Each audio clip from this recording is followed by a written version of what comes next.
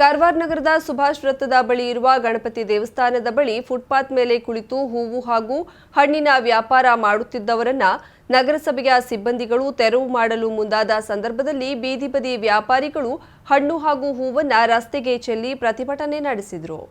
ಈ ತರ ತ್ರಾಸ ಕೊಟ್ರೆ ಮುಂದೆ ನಾವೇನ್ ಮಾಡಬೇಕು? ಯಾಕಂದ್ರೆ ನಗರಸಭೆ ಇಷ್ಟು ಹಲ್ಕಡಗಿರಿ ಆಗಿದೆ ಇವತ್ತು.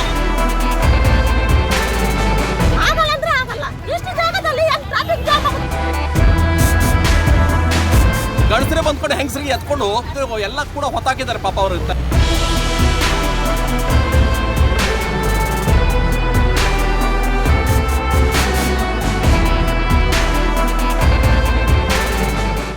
ನಗರಸಭೆ ಸಿಬ್ಬಂದಿಗಳು ತಮ್ಮ ಹಣ್ಣುಗಳನ್ನು ರಸ್ತೆಗೆ ಚೆಲ್ಲಿದ್ದಾರೆ ಎಂದು ಆರೋಪಿಸಿದ ಬೀದಿ ಬದಿ ವ್ಯಾಪಾರಿಗಳು ನಂತರ ತಾವೇ ಹೂವು ಹಾಗೂ ಹಣ್ಣನ್ನು ರಸ್ತೆಗೆ ಚೆಲ್ಲಿ ರಸ್ತೆಗೆ ಅಡ್ಡಲಾಗಿ ಕುಳಿತು ಪ್ರತಿಭಟನೆ ನಡೆಸಿದರು. ಬೀದಿ ಬದಿ ವ್ಯಾಪಾರಿಗಳಿಗೆ ಅನ್ಯಾಯ ಆಗ್ತಿದೆ ಎಂದು ಜಿಲ್ಲಾ ವಿದ್ಯಾರ್ಥಿ ಒಕ್ಕೂಟದ ಅಧ್ಯಕ್ಷ ರಾಘು ನಾಯ್ಕ ಹಾಗೂ ದೀಪಕ್ ಕುಡಾಲ್ಕರ್ ನೇತೃತ್ವದಲ್ಲಿ ರಸ್ತೆ ತಡೆ ನಡೆಸಿ ಪ್ರತಿಭಟನೆ ನಡೆಸಲಾಯಿತು. ನಗರಸಭೆಯ ಅಧಿಕಾರಿಗಳ ವಿರುದ್ಧ ಪ್ರತಿಭಟನಾಕಾರರು ಘೋಷಣೆ ಕೂಗಿದ್ರು.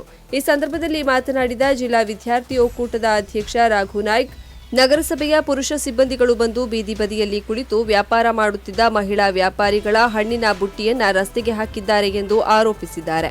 ಬಡ ವ್ಯಾಪಾರಿಗಳು ಬೀದಿಯಲ್ಲಿ ಕುಳಿತು ವ್ಯಾಪಾರ ಮಾಡಿದ್ರೆ ಈ ರೀತಿ ಹಲ್ಲೆ ಮಾಡ್ತಾರೆ. ಸರ್ಕಾರಿ ಆಸ್ಪತ್ರೆ ಜಾಗದಲ್ಲಿ ದೇವಸ್ಥಾನ ಮಾಡಿದ್ರೆ ತೆಗೆಯುವ ತಾಕತ್ತು ಅಧಿಕಾರಿಗಳಿಗೆ ಇಲ್ಲ. ಮಹಿಳಾ ವ್ಯಾಪಾರಿಗಳಿಗೆ ನ್ಯಾಯ ದೊರಕುವವರೆಗೆ ಎಲ್ಲಾ ಬೀದಿ ಬದಿ ವ್ಯಾಪಾರ ಸ್ಥಗಿತಗೊಳಿಸಲಾಗುವುದು. ಒಬ್ಬ ಮಹಿಳಾ ವ್ಯಾಪಾರಿಯ 10,000 ರೂಪಾಯಿ ನಾಪತ್ತೆಯಾಗಿದೆ. ಬೀದಿ ಬದಿ ವ್ಯಾಪಾರ ನಡೆಸುವ ಮಹಿಳೆಯರಿಗೆ ಅನ್ಯಾಯವಾದರೂ ಮಹಿಳಾ ಆಯೋಗ ಎಲ್ಲಿ ಹೋಗಿದೆ? ಮಾನವ ಹಕ್ಕು ಆಯೋಗ ಏಕೆ ಸುಮ್ಮನಿದೆ ಎಂದು ಪ್ರಶ್ನಿಸಿದ ಅವರು, ಈ ಬಗ್ಗೆ ಮಹಿಳಾ ಆಯೋಗ, ಮಾನವ ಹಕ್ಕು ಆಯೋಗಕ್ಕೆ ಮನವಿ ಸಲ್ಲಿಸಲಾಗುವುದು ಎಂದರು. ವ್ಯಾಪಾರದವರು ಪಾಪ ಈ ಫುಟ್ಪಾತ್ ಅಲ್ಲಿ ಸುಮಾರು 40 ರಿಂದ 50 ವರ್ಷದಿಂದ ಕೂತ್ಕೊಳ್ತಾನೆ ಇದ್ದಾರೆ. ಆದ್ರೆ ಪಾಪ ನಗರಸಭೆ ಜೀಪ್ ಬಂದ್ಕೊಂಡು ಇವತ್ತು ಏಕಾಏಕಿಯಾಗಿ ಹೆಂಗಸರಿಗೆ ಯಾರು ಕೂಡ ಜೀಪಲ್ಲಿ ಲೇಡೀಸ್ ಬರ್ಲಿಲ್ಲಂತೆ.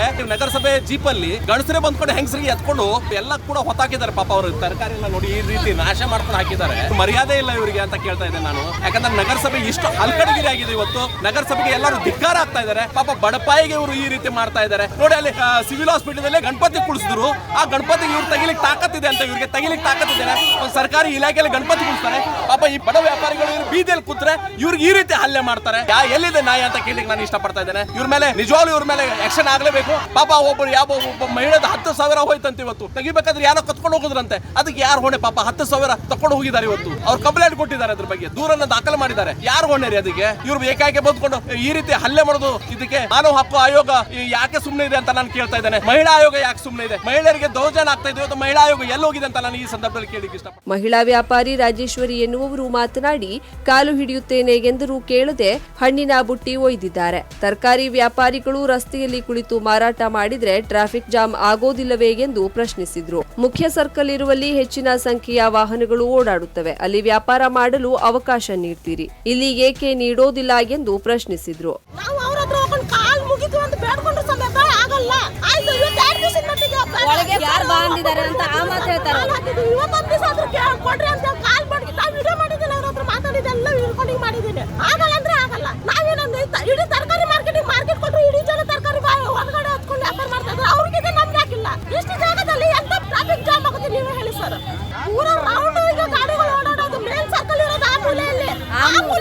ಪೊಲೀಸ್ ಸ್ಟೇಷನ್ ಹತ್ರ ಕುತ್ಕೊಳ್ಳಿ ಕೊಟ್ಟಿದ್ದಾರೆ, ಈ ಕಡೆ ಕುತ್ಕೊಳ್ಳಿ ಕೊಡ್ತಾ ಇಲ್ಲ. ಇನ್ನು ಜೀವನ್ ಪೊಕಳೆ ಎಂಬ ಮಹಿಳಾ ವ್ಯಾಪಾರಿ ಮಾತನಾಡಿ, ನೂತನ ಹೂವು ಹಣ್ಣು ಮಾರುಕಟ್ಟೆಯಲ್ಲಿ ನಮಗೆ ಜಾಗ ನೀಡಿಲ್ಲ. ಒಮ್ಮೆ ಕೂಡ್ರಿಸಿದ್ರು, ನಂತರ ಬೇರೆ ಕಡೆ ಹೋಗಲು ತಿಳಿಸಿದ್ರು. ಅರ್ಧ ಜನರಿಗೆ ರಸ್ತೆ ಮೇಲೆ ಕುಳಿತು ವ್ಯಾಪಾರ ಮಾಡಲು ಬಿಡ್ತಾರೆ, ಅರ್ಧ ಜನರಿಗೆ ಬಿಡೋದಿಲ್ಲ ಎನ್ನುತ್ತಾರೆ. ಹೀಗೆ ಮಾಡಿದ್ರೆ ಸಾಲ ಮಾಡಿ ವ್ಯಾಪಾರ ಮಾಡುತ್ತಿರುವ ನಾವು ಏನು ಮಾಡಬೇಕೆಂದು ಪ್ರಶ್ನಿಸಿದ್ದಾರೆ.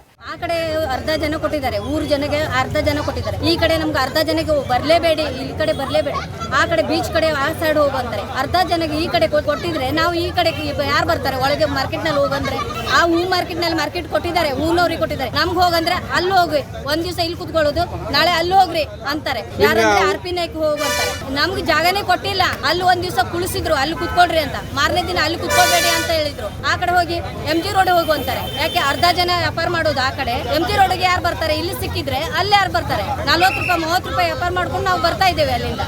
4 ತಿಂಗಳಾಯ್ತು ಇದೇ ತ್ರಾಸ ಆದ್ರೆ ನಾವು ಎಲ್ಲಿ ಹೋಗ್ಬೇಕು? ಈ ತರ ತ್ರಾಸ ಕೊಟ್ರೆ ಮುಂದೆ ನಾವೇನ್ ಮಾಡ್ಬೇಕು ಅಂತ ಹೇಳ್ರಿ, ಸಾಲ ತೆಗೆದವ್ರು ಏನ್ ಮಾಡ್ಬೇಕು? ಗಣಪತಿ ದೇವಸ್ಥಾನದ ಬಳಿ ಸುಮಾರು 1.5 ಗಂಟೆಗಳ ಕಾಲ ಪ್ರತಿಭಟನೆ ನಡೆಸಿದ ಬೀದಿ ಬದಿ ವ್ಯಾಪಾರಸ್ಥರು ನಂತರ ನಗರಸಭೆ ಕಚೇರಿಗೆ ತೆರಳಿ ಪ್ರವೇಶ ದ್ವಾರದಲ್ಲಿ ಕುಳಿತು ಪ್ರತಿಭಟನೆ ನಡೆಸಿದ್ರು. ಕಚೇರಿಯ ಪ್ರವೇಶ ದ್ವಾರದಲ್ಲಿ ಕುಳಿತು ಪ್ರತಿಭಟನೆ ನಡೆಸಿದ್ರು. ಈ ಸಂದರ್ಭದಲ್ಲಿ ಸ್ಥಳಕ್ಕೆ ಆಗಮಿಸಿದ ನಗರಸಭೆಯ ಅಧ್ಯಕ್ಷ ಡಾಕ್ಟರ್ ನಿತಿನ್ ಪಿಕಳೆ ಅವರು ತಮ್ಮ ಚೇಂಬರ್ನಲ್ಲಿ ಪ್ರಮುಖ ಪ್ರತಿಭಟನಾಕಾರರೊಂದಿಗೆ ಮಾತನಾಡಿದ್ರು. ಅಲ್ಲಿ ಬೀದಿ ಬದಿ ವ್ಯಾಪಾರಕ್ಕೆ ಅವಕಾಶ ನೀಡಬಾರದು ಎಂದು ಪೌರಾಯುಕ್ತರು ಸೂಚಿಸಿರಬಹುದು. ಅಲ್ಲಿ ಹೋಗಿದ್ದ ಸಿಬ್ಬಂದಿಗಳಿಂದ ತಪ್ಪಾಗಿದ್ರೆ ಅವರ ವಿರುದ್ಧ ಸೂಕ್ತ ಕ್ರಮ ಜರುಗಿಸಲಾಗುವುದು. ಶ್ರಾವಣ ಮಾಸ ಮುಗಿಯುವವರೆಗೂ ನಿಮಗೆ ಅಲ್ಲಿ ಕುಳಿತು ವ್ಯಾಪಾರ ಮಾಡಲು ಅವಕಾಶ ನೀಡಲಾಗುವುದು. ನಂತರ ನಗರಸಭೆ ಕೌನ್ಸಿಲ್ನಲ್ಲೇ ಸಭೆ ನಡೆಸಿ ಈ ಬಗ್ಗೆ ನಿರ್ಧರಿಸಲಾಗುವುದು ಎಂದರು. ಈ ಸಂದರ್ಭದಲ್ಲಿ ಬೀದಿ ಬದಿ ವ್ಯಾಪಾರಿಗಳ ಸಂಘದ ಮುಖಂಡರೊಬ್ಬರು ಸ್ಥಳೀಯ ವ್ಯಾಪಾರಿಗಳಿಗೆ ನೀವು ಹೂ ಹಣ್ಣು ಮಾರಾಟ ಮಾಡಲು ಅವಕಾಶ ನೀಡ್ತೀರಿ, ನಮಗೇಕೆ ನೀಡೋದಿಲ್ಲ ಎಂದು ಪ್ರಶ್ನಿಸಿದ್ರು. ಆಗ ನಗರಸಭೆ ಸದಸ್ಯ ಪ್ರೇಮಾನಂದ್ ಗುನ್ಗಾ ನಾವು ಸ್ಥಳೀಯರಿಗೆ ಅವಕಾಶ ನೀಡಲೇಬೇಕಾಗುತ್ತದೆ ಎಂದು ಸ್ಥಳೀಯರ ಪರವಾಗಿ ಧ್ವನಿ ಎತ್ತಿದ್ರು. ಶ್ರಾವಣ ತಿಂಗಳಲ್ಲಿ ಹಬ್ಬ ಆಗುವವರೆಗೆ ಗಣಪತಿ ದೇವಸ್ಥಾನದ ಪಕ್ಕ ಫುಟ್ಪಾತ್ ಮೇಲೆ ಕುಳಿತು ವ್ಯಾಪಾರ ಮಾಡಲು ಸಡಿಲಿಕೆ ನೀಡಲಾಗುವುದು. ನಂತರ ಅವಕಾಶ ಮುಂದುವರಿಸಬೇಕೋ ಬೇಡವೋ ಎನ್ನುವ ಬಗ್ಗೆ ಕೌನ್ಸಿಲ್ ಸಭೆಯಲ್ಲಿ ತೀರ್ಮಾನಿಸಲಾಗುವುದು ಎಂದು ಕಾರವಾರ ನಗರಸಭೆ ಅಧ್ಯಕ್ಷ ಡಾಕ್ಟರ್ ನಿತಿನ್ ಪಿಕಳೆ ತಿಳಿಸಿದ್ದಾರೆ.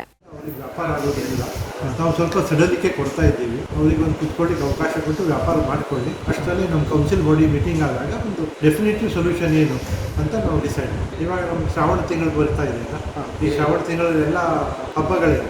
ಸೊ ಈ ಟೈಮಲ್ಲಿ ಅವರಿಗೆ ಒಂದು ಸಡಿಲಿಕೆ ಕೊಡ್ತಾ ಇದ್ದೀವಿ. ನಾವು ಅಲ್ಲಿ ಇದರ ಮೇಲೆ ಕುತ್ಕೊಳ್ತಾ ಅವರು ಅದಕ್ಕೆ ಪಬ್ಲಿಕ್ ಟ್ರಾಫಿಕ್ ಇದಾಗಬಾರ್ದು ಅಂತ ಹೇಳಿ ಅವರಲ್ಲಿ ಕುತ್ಕೊಳ್ತಾರೆ. ಬಟ್ ಡೈರೆಕ್ಟ್ ಇದರ ಮೇಲೆ ಇಡೋದಿಲ್ಲ, ಮೇಲೆ ಇಡ್ತಾರೆ. ಸೊ ಇನ್ಫೆಕ್ಷನ್ ಆಗಬೇಕಂತ ಹೇಳಿದರೆ ಅದಕ್ಕೆ ಡೈರೆಕ್ಟ್ ಕಾಂಟ್ಯಾಕ್ಟಲ್ಲಿ ಬರುತ್ತೆ. ಕಾಂಟ್ಯಾಕ್ಟ್ ಬರದೆ ಬರೀ ಅಲ್ಲಿ ಕೆಳಗಿನ ನೀರು ಹರಿತದೆ ಅಂತ ಮೇಲೆ ಇನ್ಫೆಕ್ಷನ್ ಆಗೋದು. ಹಂಗೆ ನೋಡಿದರೆ ನಮ್ಮ ಸಂಡೇ ಮಾರ್ಕೆಟ್ ಪಕ್ಕದಲ್ಲಿ ಎಲ್ಲ ಹಾಗೆ ಅಲ್ಲ, ಆ ಥರ ಇನ್ಫೆಕ್ಷನ್ ಆಗೋದು.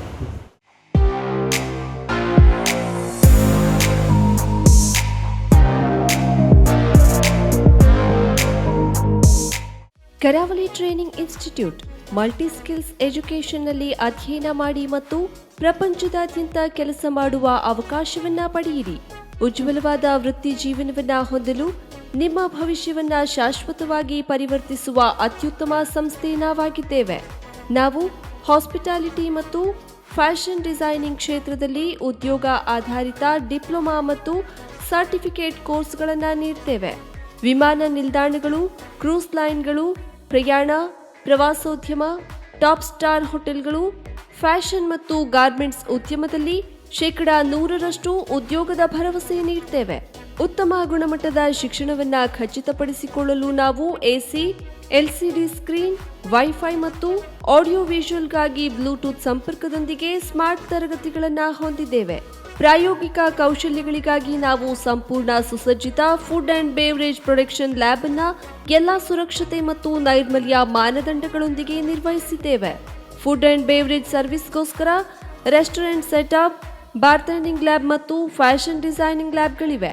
ಸ್ಕಿಲ್ ಇಂಡಿಯಾ, ಪ್ರವಾಸೋದ್ಯಮ ಮತ್ತು ಹಾಸ್ಪಿಟಾಲಿಟಿ ಕೌನ್ಸಿಲ್ ಮತ್ತು national skill development corporation of ಇಂಡಿಯಾದಂತಹ ಸರ್ಕಾರಿ ಮತ್ತು ವೃತ್ತಿಪರ ಕೌಶಲ್ಯ ಸಂಸ್ಥೆಗಳಿಂದ ನಾವು ಅನುಭವಿ ಉಪನ್ಯಾಸಕರ ಸಮಿತಿಯನ್ನ ಪ್ರಮಾಣೀಕರಿಸಿದ್ದೇವೆ. ನಮ್ಮ ಹೆಚ್ಚಿನ ವಿದ್ಯಾರ್ಥಿಗಳು ಅಂತಾರಾಷ್ಟ್ರೀಯ ಕ್ರೂಸ್ ಲೈನ್ಗಳು, ಅಂತಾರಾಷ್ಟ್ರೀಯ ವಿಮಾನ ನಿಲ್ದಾಣಗಳು, ಟಾಪ್ ಸ್ಟಾರ್ ಹೋಟೆಲ್ಗಳಲ್ಲಿ ಕೆಲಸ ಮಾಡ್ತಿದ್ದಾರೆ. ನಮ್ಮ ಹೆಚ್ಚಿನ ಫ್ಯಾಷನ್ ಡಿಸೈನಿಂಗ್ ಮತ್ತು ಹಾಸ್ಪಿಟಾಲಿಟಿ ವಿದ್ಯಾರ್ಥಿಗಳು ತಮ್ಮದೇ ಆದ ಅಂಗಡಿಗಳು, ಬೇಕರಿಗಳು, ಹೋಟೆಲ್ಗಳು, ರೆಸ್ಟೋರೆಂಟ್ಗಳು, ಹೋಮ್ ಸ್ಟೇಗಳು, ಕ್ಯಾಟರಿಂಗ್ ಸೇವೆಗಳು ಮತ್ತು ಇವೆಂಟ್ ಮ್ಯಾನೇಜ್ಮೆಂಟ್ ಕಂಪನಿಗಳನ್ನು ಪ್ರಾರಂಭಿಸುವ ಮೂಲಕ ಉದ್ಯಮಿಗಳಾಗಿ ಮಾರ್ಪಟ್ಟಿದ್ದಾರೆ.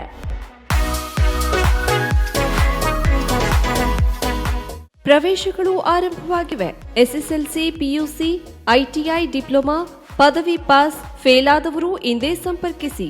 ಕರಾವಳಿ training institute, Shri Dattaprasad complex, 4ನೇ ಮಹಡಿ, green street, Karwar, Uttara Kannada, Karnataka. Contact number 08382 222 333 63612 10993 9742832593.